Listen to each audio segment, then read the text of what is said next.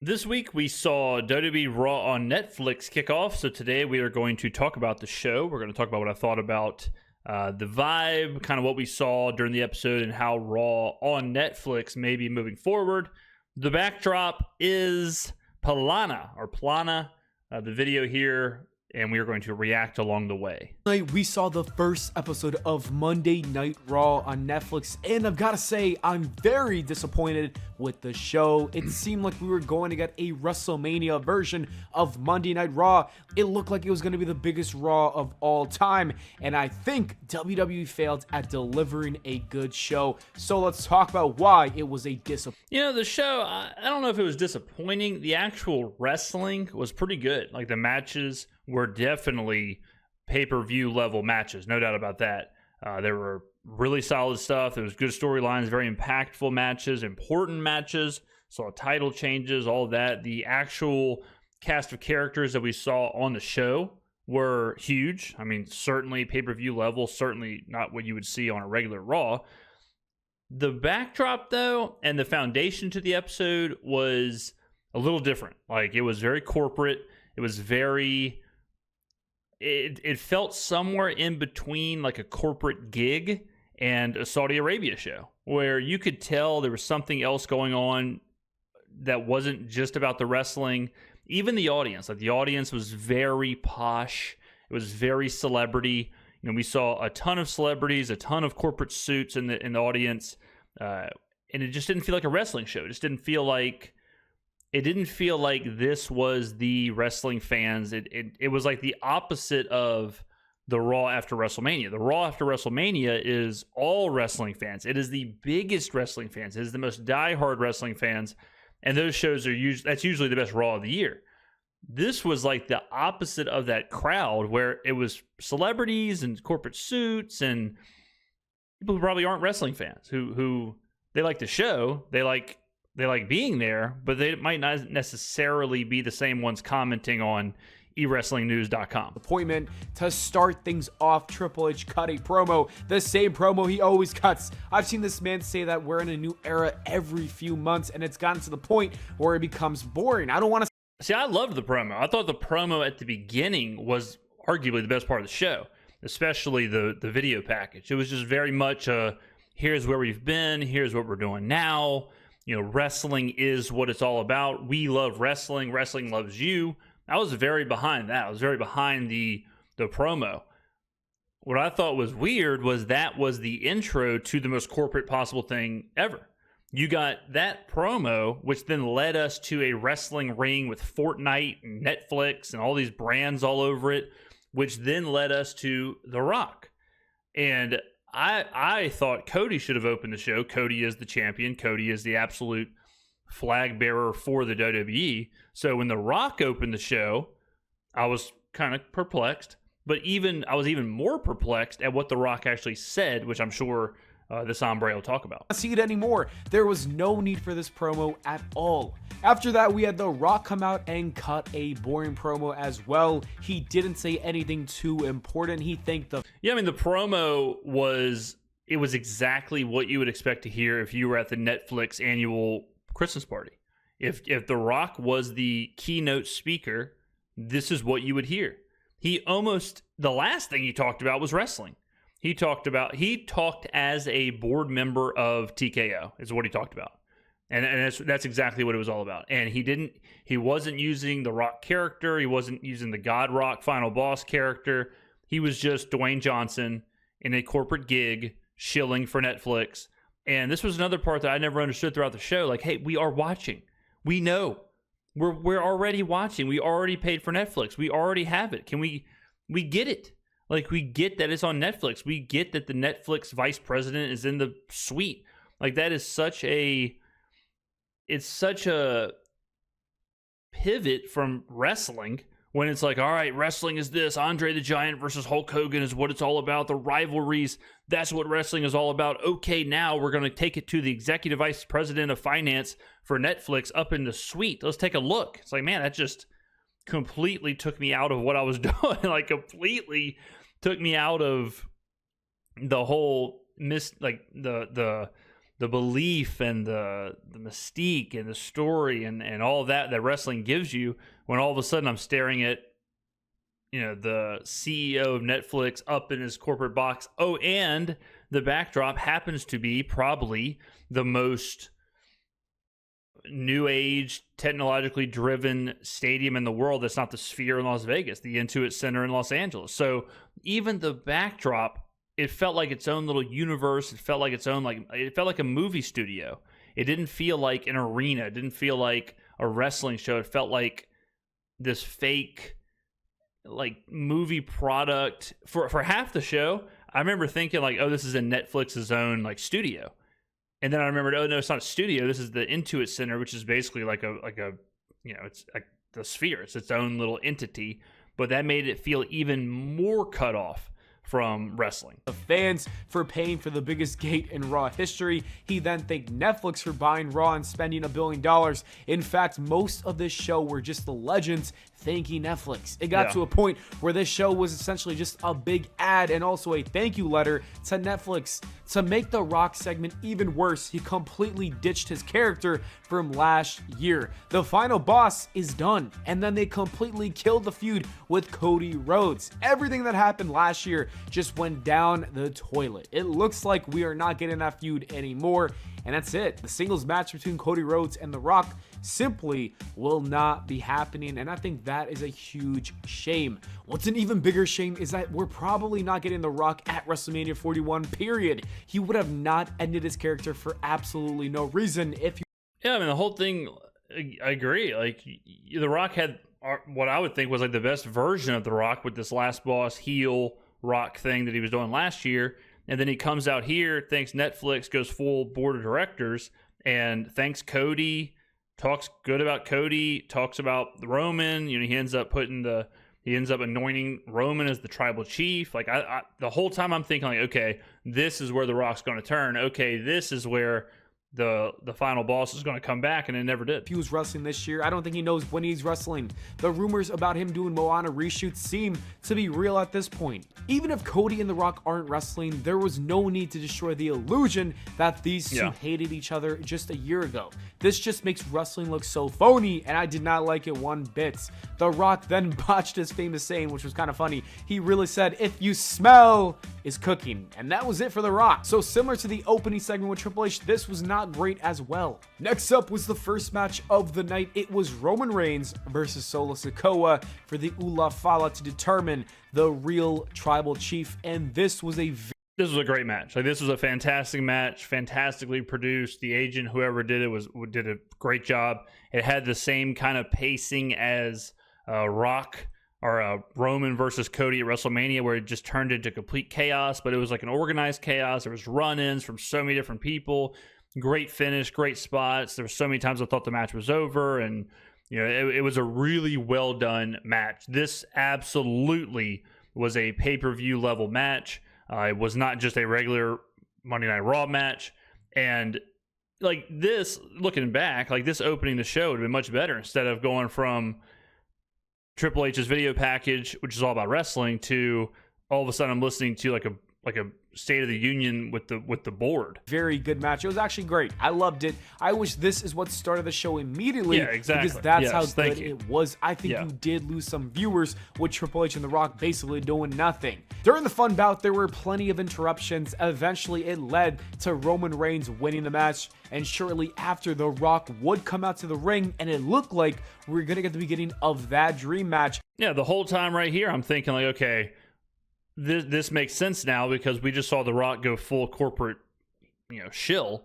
Now he's going to come out, act like he's, you know, anointing Reigns, but he's actually going to turn on him. It's going to set up. Like, this is the moment, right? Like, you have the most eyeballs on you. Set up your biggest storyline. Go ahead and sell WrestleMania right now. Why would you not? And we didn't get that. that we've wanted to see for many years now. But again, nothing happened. The WWE just teased the possibility of this match, but they really didn't do anything about it. If I had to guess, this was done in case they do have a match at WrestleMania 41 or WrestleMania 42 if the Rock schedule is clear. And that kind of sucks. I think Heyman turning on Roman and aligning with The Rock would have been a beautiful ending to this match. It was what many people were expecting, but unfortunately, like I said, nothing happened, and that only added more to the disappointment. But I will say I don't think you don't need Heyman to turn on Reigns and align with The Rock, because The Rock doesn't need Heyman. It'd be a waste of Heyman. The Rock doesn't need a mouthpiece. The Rock doesn't need someone standing by him. The best part of The Rock is that he's The Rock, right? So like, I saw a lot of the Heyman turn on Reigns thing.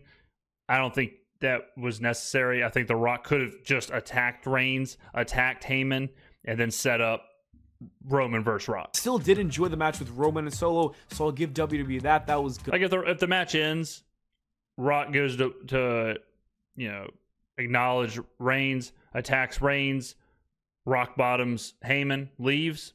That absolutely does what we needed to do. The next segment was John Cena's promo, and I thought it was a decent promo. John Cena came in talking about how he's been a jobber for the last 7 years, which is crazy to think. Yeah, Cena's promo was good. I think it started off a little slow. It started off a little bit of like the hokey John Cena, and I'm not gonna lie, like I was a little bit I was already kind of like, all right, I've heard enough of like these corny promos just after The Rock. And so when Cena started going, I was like, man, damn, like we're gonna get the same thing as Cena is the ultimate corporate man. So when Cena turned it into announcing he wanted to enter the Rumble and win the championship, like, okay, he kind of saved it. So I did what this would have been a good time for is like old school Cena. It would have been a really good time for the brash old school Cena and not the more polished older Cena. But at the end, it was good. I'm glad that we kind of got a timeline or a goal of what he wants to do during his last run. Think about, but he brought this up to say that he did not deserve a main event title match at WrestleMania by just asking for one, but the only way that he could get that spot is if he wins the Royal Rumble, and this was John Cena's official announcement for the Royal Rumble match, and I think it was a good segment. I also think that John Cena has a great chance of winning this match. Anyways, this was good, but the problem is that I just think it was good. It was fine, you know? It could have been much better. I think Logan Paul interrupting him would have been a way to make that better. It would have been a great way to tease their match that they'll hopefully have down the line, and it would have been nice to see Logan Paul take an attitude adjustment.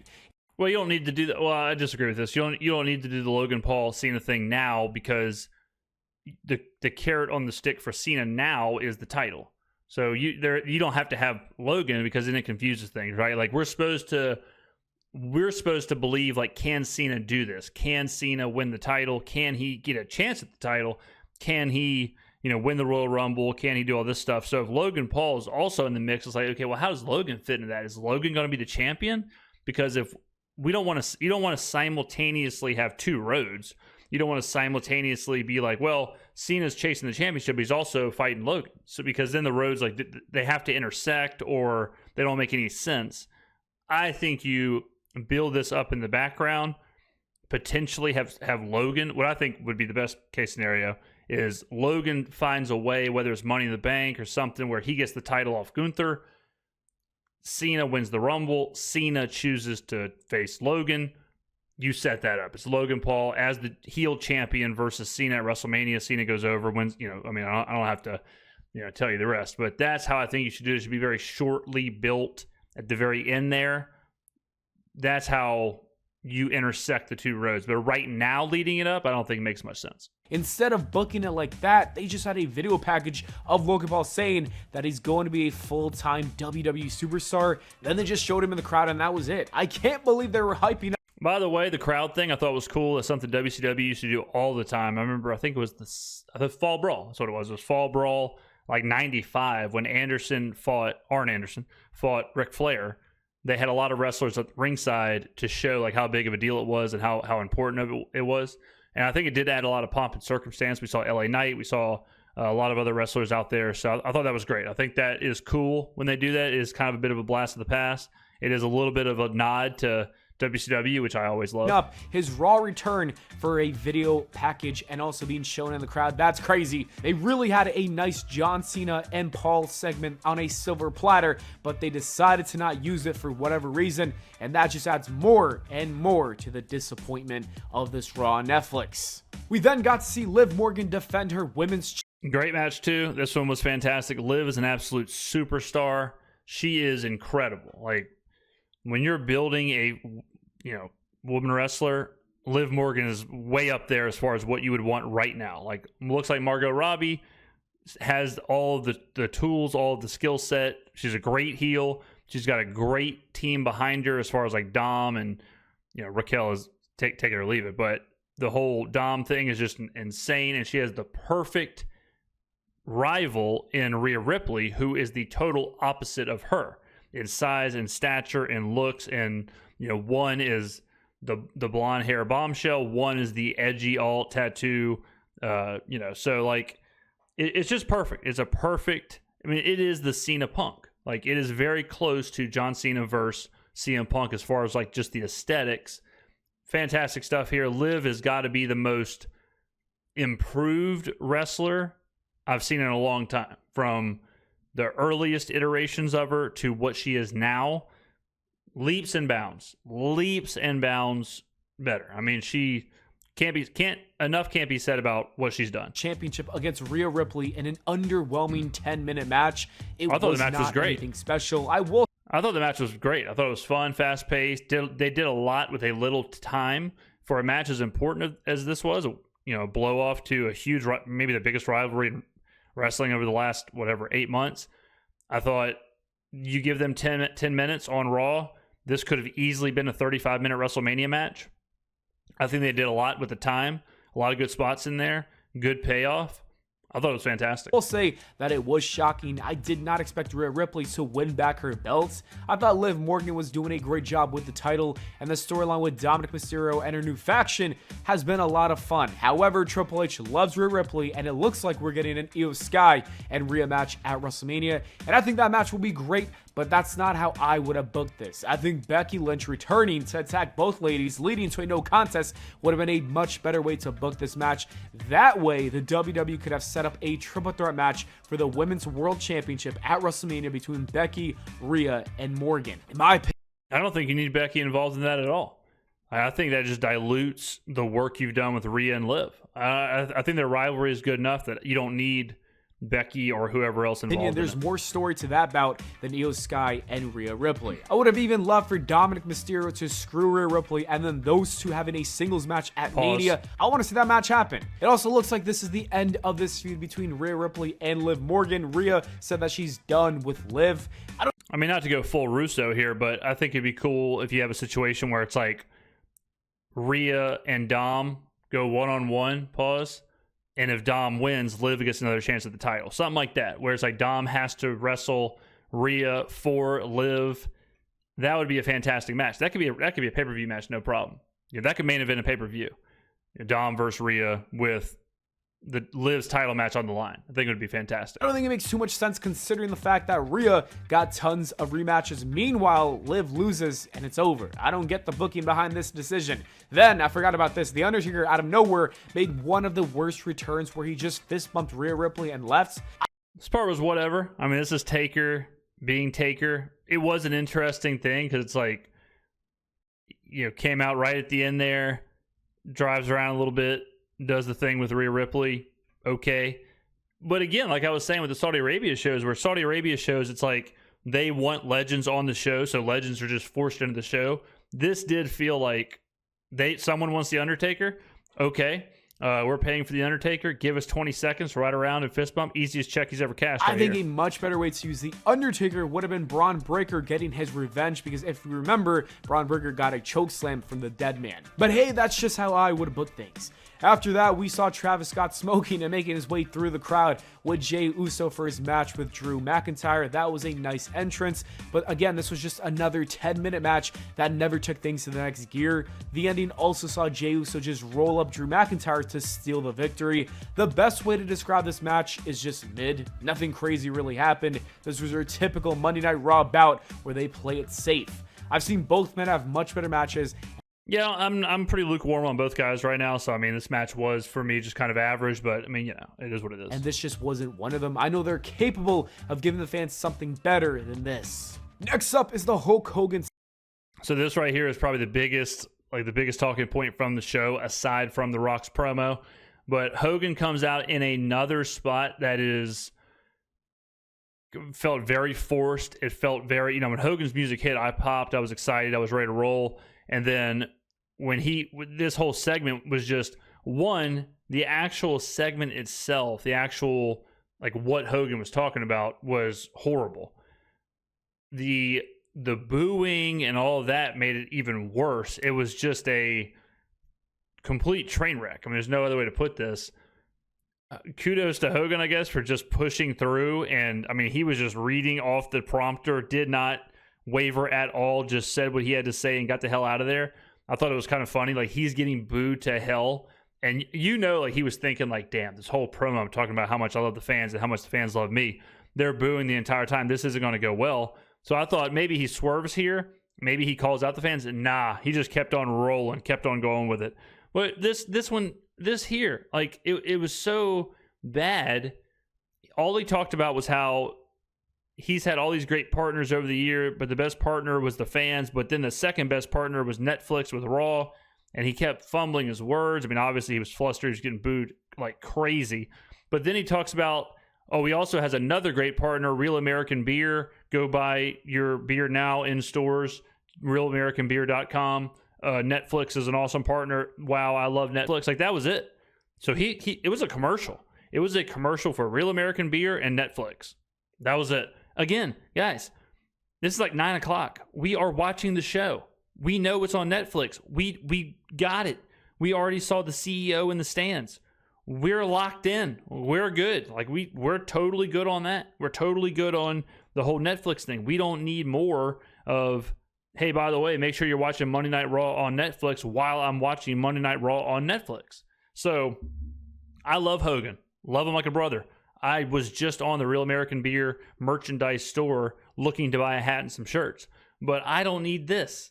Like, if you're going to bring out Hulk Hogan, he should have been on the show, no doubt. But let him talk about wrestling. Let him do cool wrestling things. Hulk up, flex, do the ear thing, and get the hell out of there. But him shilling for Real American Beer and Netflix after The Rock just shilled for Netflix, like, okay, every legend is just going to come out, shill for Netflix, and leave. It was getting old. It was old. And this was the peak of, like, the bad part of the show. It had everything wrapped up into itself. The misuse of a legend, forced Netflix propaganda, you know, more advertising, more corporate shilling. This time for the corporation was Real American Beer. And then, like I said, the fans booing Hogan didn't help either. Segment which replaced Penta's WWE debut, and the crowd absolutely hated it. People don't like Hulk Hogan anymore. He was booed out the building, and it's shocking that the WWE does not understand this. We don't want to see him anymore. I don't expect him to come back in the future. This might be the last time we see Hogan in the WWE, or at least a city like LA. We might see him in a southern state where they are. Now, see, I'll tell you this. If it was me, I would have said, Hogan's the biggest heel we have. We're finding a way to get Hogan back out there. Hogan's going to cost somebody a match. Hogan's going to do something. Next time they're in a city like Los Angeles, it might be time to bring back Hollywood Hulk Hogan. And it might be time to get a little heel work out of him, because say what you want. Heat is heat. But if Hogan would have came out, cost somebody a match, started dropping leg drops, flipping off the crowd or something, imagine the heat. Imagine the building. Really red and probably support him. But other than that, I don't expect to see Hogan in the WWE. And finally, we have... But, like, and that's something else that and maybe I'm just too much of a wrestling purist, but the whole like, yeah, Hogan's hated in blue states, so let's only use him in the red states.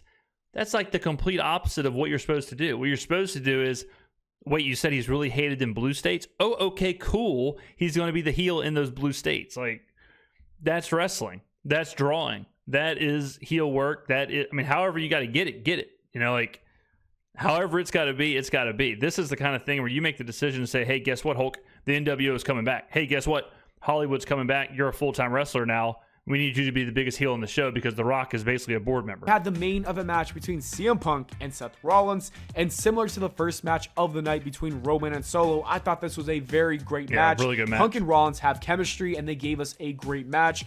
I do think they still had 10 to 20 more minutes left in the tank to really take this to the next level. Hopefully, this is just the first match of a trilogy. So Punk and Rollins have some serious beef. I think IRL beef. I don't think they like each other in real life. Like, I don't think this is a work. The only thing that holds them back a little bit is that they're kind of the same. Like with Cena and Punk, it works so well because they probably didn't like each other in real life, but Cena was also like the complete antithesis or antithesis, as some of my friends say, to CM Punk. You know, Cena's the polished babyface, corporate, you know, Superman, and Punk is the anti-hero. He's the, you know, the problem child, the black sheep, all that stuff.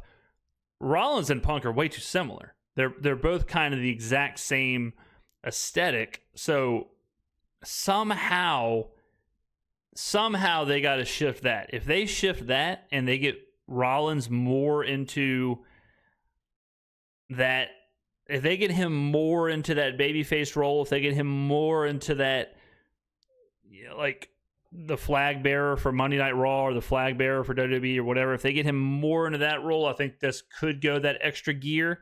Maybe even if they showed Rollins as like the family man, if they showed him more with like Becky Lynch and their kid, and, you know, kept Punk as like the loner, whatever, even though I know Punk is, you know, married to AJ and all that stuff, but you keep Punk as that kind of drifter, that kind of out for himself.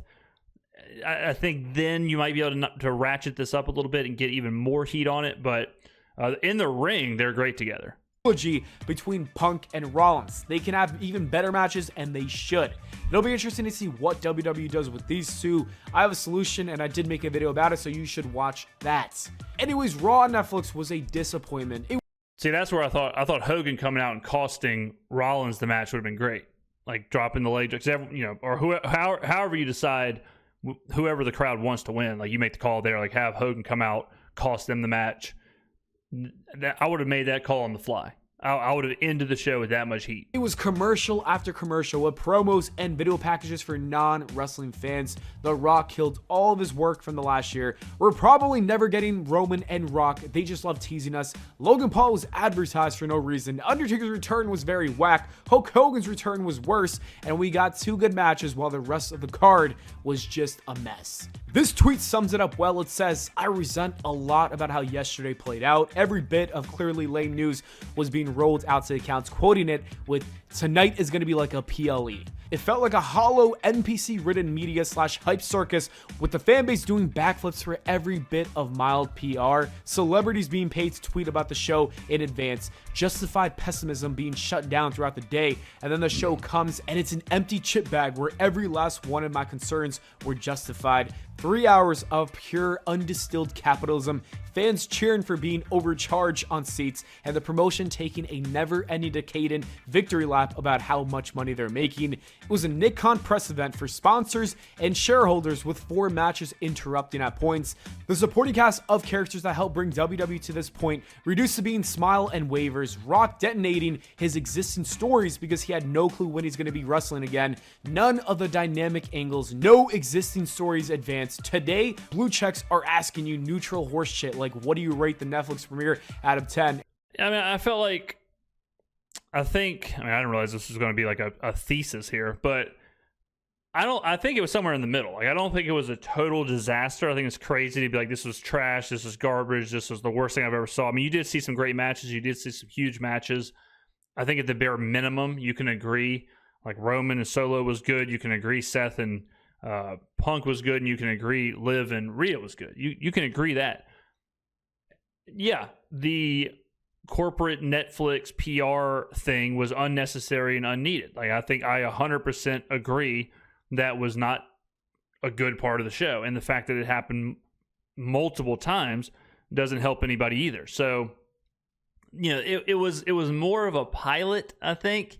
It was more of a starting show than it was a continuation of shows. It almost felt like an offshoot of a show. It almost felt like a non-canon kind of show, even though I know it is canon, but it almost felt like a Christmas special or something where it was so different than Monday Night Raw. It was so different than what we had been used to. And it was special, but in none of the right ways. It wasn't special like Raw after WrestleMania is. It was special that it was Netflix. It was special that it was a new venue. It was a new look. It was a new mat. It was a new referee shirt. It was all that stuff was new. We saw legends, but in the worst ways. So, yeah, I mean, I would give it like a 7 out of 10, somewhere in there, maybe a 7.5 out of 10 just for the matches. The bad spots were really bad. The good spots were really good.